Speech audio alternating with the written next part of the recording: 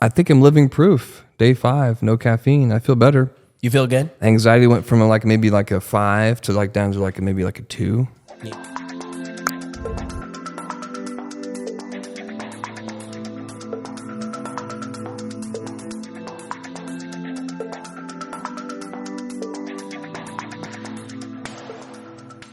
And welcome to the journey.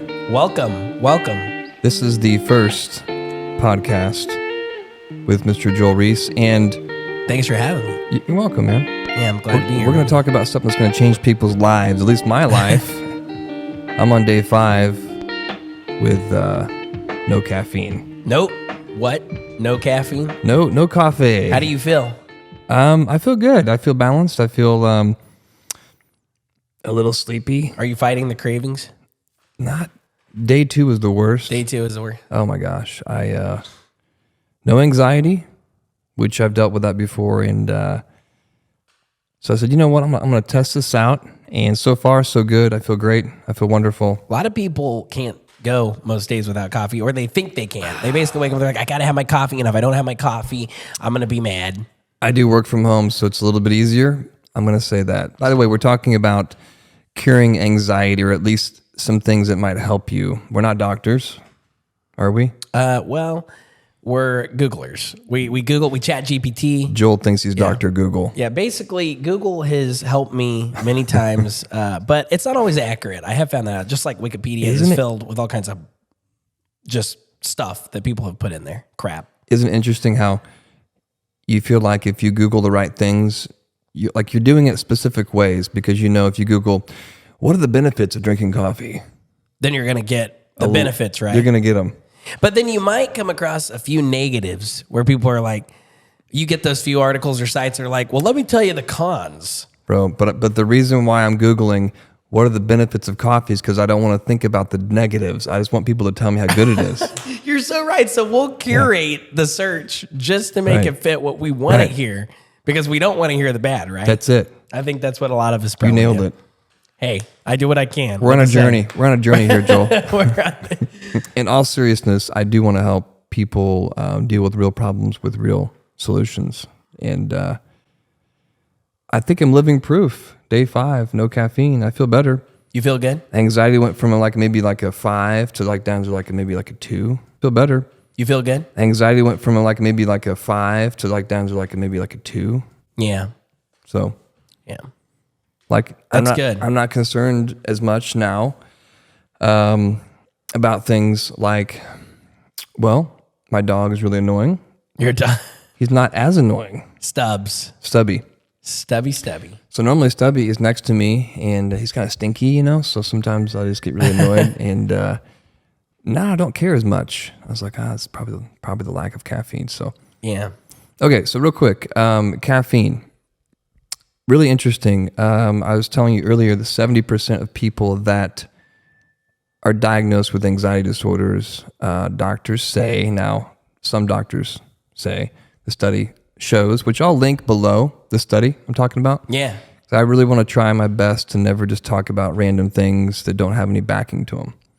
So there's a study, 70% of people that are diagnosed with anxiety, most of those people are on some sort of caffeinated beverage, typically coffee. And they don't really tell the patient, from what I've been reading, to get off the coffee. They just say, maybe you should cut back.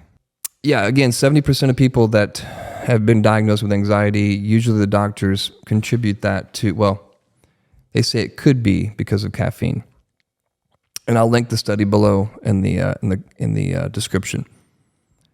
So interestingly enough, I know lots of friends and coworkers of the past that dealt with anxiety, and they all drank coffee. Wow.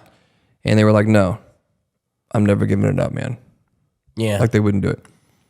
It's interesting in life how in this journey, right, we kind of know what to do, but we maybe don't really want to do it until the pain is great enough. We're like, you know what? I'm sick and tired of feeling sick and tired. Or I know that I felt better in the past without caffeine, but I'm going to continue drinking it because you're addicted to it, which I get it. I understand. So I just, in in this whole podcast journey thing, I'm super passionate with sharing about things that actually do, I think, work, and not just talking about random stuff.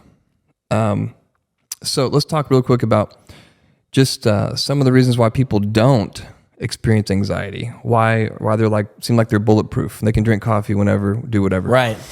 And from what I've been studying, and Dr. Google and just different people that are very well respected, and I'll link some of these videos below too as well, just to kind of back what I'm saying. So it's based upon genetics, tolerance, dose, and timing. So your genetics, if you are a slow metabolizer of caffeine, then you can get away with drinking it a lot. Quite a bit. Yeah. Like it doesn't really hit that hard. I'm a fast metabolizer, so I can feel it within 5 minutes, 10 minutes. And then it affects my sleep, which if you have lack of sleep or not have the best quality of sleep, that can affect a lot. It can affect anxiety as well. Tolerance. Some people can tolerate it more than others. I think if you have a stressful life, eliminating caffeine could basically give yourself, I call it a raise. If you think of your health as like wealth, if you think of your health as important, it's like giving yourself a healthy raise. So anything to stay in peace. So we're going to wrap this up, and I will dive in a little bit deeper. We're running a little bit low on time right now, but basically genetics, tolerance, dose, and timing, and we'll go back into part 2 of eliminating anxiety out of your life and the different hacks and tricks. So God bless you guys. This is Ben and Joel with the Journey Podcast. Have a great day.